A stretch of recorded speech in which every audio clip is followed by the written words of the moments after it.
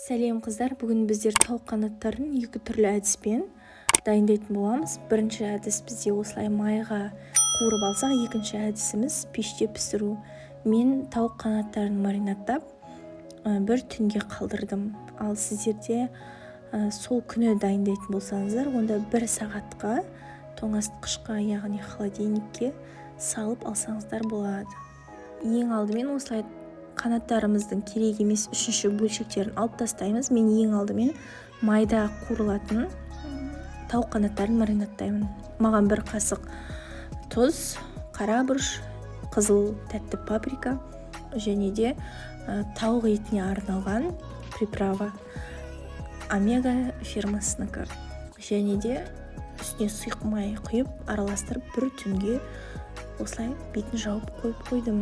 Екінші әдіс бізде пеште. Дәл алдыңғы видеодағыдай маринаттаймыз. Бірінші шетін алып тастаймыз. Бұрыш, сосын тәтті паприка, тауық етіне арналған паприка және де кепкен чеснок. Содан соң тұз саламыз. Үстіне сұйық май құямыз 4 қасық. Осылай апельсинді ортасынан және тағы жартысын осылай бөліп үстіне апельсин суын құямыз және де барлығын жақсылап араластырып 1 түнге қалдырдым.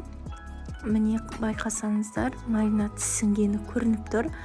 Осылай біз пергамент қағаз төселген формамызды алып, тауық қанаттарын салып шығамыз. Қызып тұрған 180 градустағы пеште 45-50 минут аралығында пісіріп алсаңыздар болады.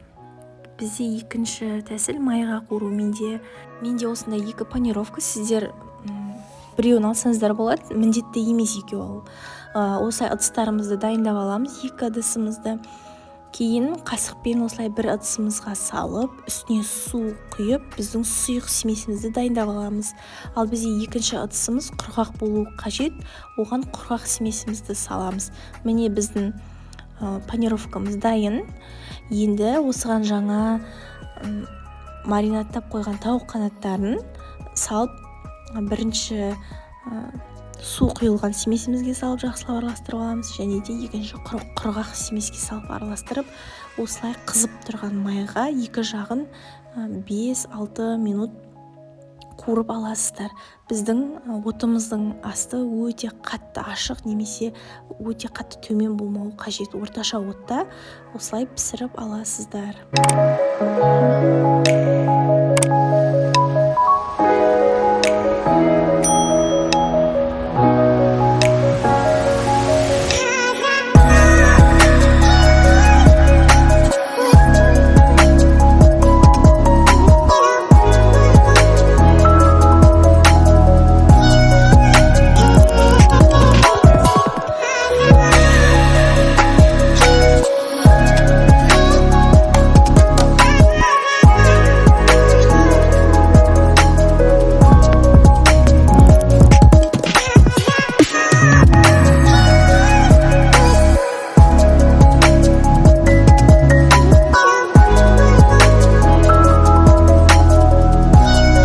Осылайша біздің тауық қанаттарымыз дайын.